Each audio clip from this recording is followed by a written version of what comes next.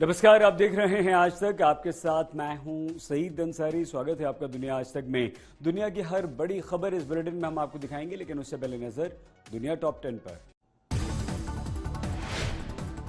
अफगानिस्तान के पूर्व उपराष्ट्रपति सालेह के भाई रूहुल्लाह सालेह की पंजशीर में हत्या। तालिबान पर हत्या से पहले दरिंदगी के भी आरोप लगे।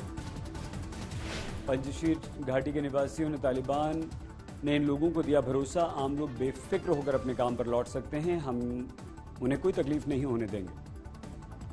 तालिबान ने ब्रिटिश राजनयिकों से काबुल लौटने का निवेदन किया। तालिबानी कमांडर ने ब्रिटिश न्यूज चैनल से बात करते हुए कहा, तालिबान दूसरे देशों के साथ अच्छे संबंध चाहता है। साथ ही कहा, सभी देश अपने राजनयिकों को वापस अपने अपने दूतावास भेजें, काबुल में उनका स्वागत है। अफगानिस्तान की ताज़ा स्थिति पर ईरान और कतर के विदेश मंत्रियों के बीच बातचीत हुई। दोनों देशों ने बड़ी संख्या में अफगानी शरणार्थियों को शरण दे रखी है। अमेरिकी राष्ट्रपति जो बाइडेन ने देश में बढ़ रहे डेल्टा वेरिएंट के मामलों को देखते हुए सामने रखा अपना एक्शन प्लान। 100 से ज्यादा कर्मचारियों वाली कंपनियों में वैक्सीनेशन पर जोर देने की बात कही। साथ ही कहा, ऐसी कंपनियों में कर्मचारियों को हफ्ते में 2 बार कोरोना टेस्ट करवाया जाएगा। कैलिफोर्निया के मौसम विभाग ने जबरदस्त तूफान और बिजली गिरने को लेकर दी चेतावनी। कैलिफोर्निया के जंगलों में अभी भी बिजली गिरने के चलते आग लगी हुई है। डिक्सी फायर के चलते 3753 किलोमीटर का जंगल जलकर राख हो चुका है। ओल्फ तूफान की चपेट में आ गया मैक्सिको। तूफान के चलते मैक्सिको के बाजा कैलिफोर्निया प्रायद्वीप में तेज हवाओं के साथ भारी बारिश हो रही है। जल्द तूफान के कमजोर होने की उम्मीद है।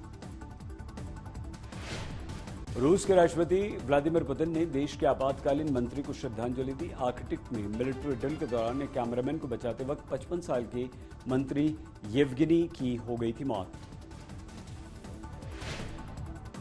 रूसी ऊर्जा कंपनी गज़प्रोम ने जर्मन और रूस के बीच बनाई गई गैस पाइपलाइन यूक्रेन को बाईपास करते हुए समुद्र के अंदर बनाई गई ये पाइपलाइन रूस और यूक्रेन के बीच बड़े विवाद के बाद अटक गई थी परियोजना।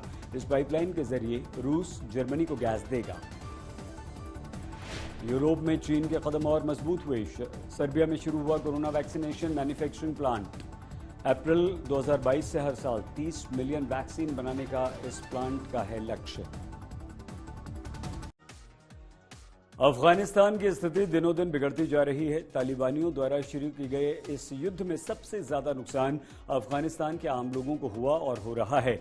ऐसा माना जा रहा है कि अगर जल्द अफगानिस्तान पर लगे प्रतिबंध नहीं हटाए गए तो पूरा अफगानिस्तान कई 100 साल पीछे चला जाएगा।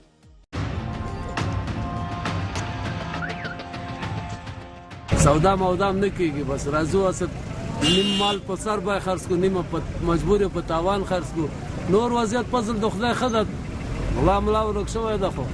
काबुल का ये कारोबारी दरअसल अपने सामान की नहीं, नए अफगानिस्तान की कीमत बता रहा है, जो उसे और उस जैसे कई लोगों को चुकानी पड़ रही है। तालिबान आने से न खुश होने वालों की कमी है और न गमजदा होने वालों की।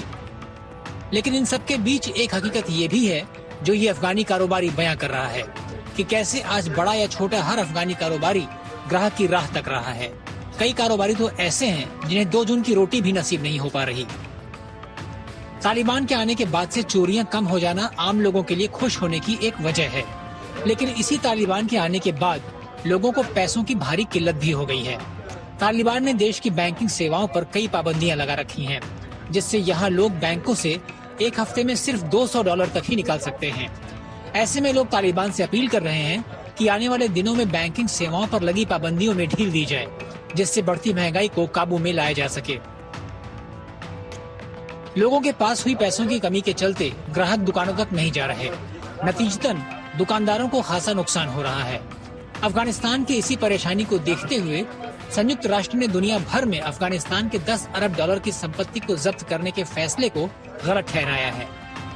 यूएन की माने तो अगर ये रोक जल्द नहीं हटती है तो आने वाले समय में अफगानिस्तान गंभीर आर्थिक मंदी का शिकार हो जाएगा, जिससे हजारों लाखों अफगानी भीषण गरीबी की चपेट में आ जाएंगे। आज तक ब्यूरो। रूस और बेलारूस के बीच जबरदस्त सैन्य अभ्यास चल रहा है। सैन्य अभ्यास कितना बड़ा है इसका अंदाजा आप इस बात से लगा सकते हैं कि इसमें दोनों देशों के 2 लाख जवान हिस्सा ले रहे हैं। समुद्र में नौसेना दिखा रही है अपना पराक्रम। तो हवा में एक के बाद एक उड़ते जंगी जहाजों ने दुश्मनों के लिए खींची लकीर और जमीन पर दहाड़ते थल सेना के तोप दिखा रहे हैं अपनी धमक। सैन्य अभ्यास की ये वो तस्वीरें हैं जिसकी वजह से आज रूस और बेलारूस का हर दुश्मन कहीं ना कहीं परेशान होगा। तस्वीरें रूस और बेलारूस की उन जगहों की हैं जहां पर दोनों देशों के बीच जबरदस्त तरीके से सैन्य अभ्यास चल रहा है। ज़ेपिड 2021 नाम के इस सैन्य अभ्यास में दोनों देशों की तीनों सेनाएं एक दूसरे के साथ मिलकर हमले और हिफाजत के फौजी पैंतरों का अभ्यास कर रही हैं। रूस और बेलारूस की सरजमी पर हो रहा ये सैन्य अभ्यास कितने बड़े पैमाने पर हो रहा है, ये इससे पता चलता है कि इसमें दोनों देशों के 2 लाख सैनिक हिस्सा ले रहे हैं। 80 लड़ाकू विमानों के साथ साथ कई हेलीकॉप्टर्स भी इस युद्धाभ्यास का हिस्सा हैं। इस अभ्यास में दोनों देशों के 15 समुद्री जंगी जहाज भी शामिल हैं। माना जा रहा है कि यह सैन्य अभ्यास रूस और यूक्रेन के बीच बढ़ते तनाव के चलते किया जा रहा है। हालांकि रूस के उप रक्षा मंत्री इसे अपने देश की सुरक्षा से जोड़ते हुए पूरी तरह रक्षात्मक बता रहे हैं। आज तक ब्यूरो। बुलेटिन में फिलहाल इतना ही। आप देखते रहिए आज तक।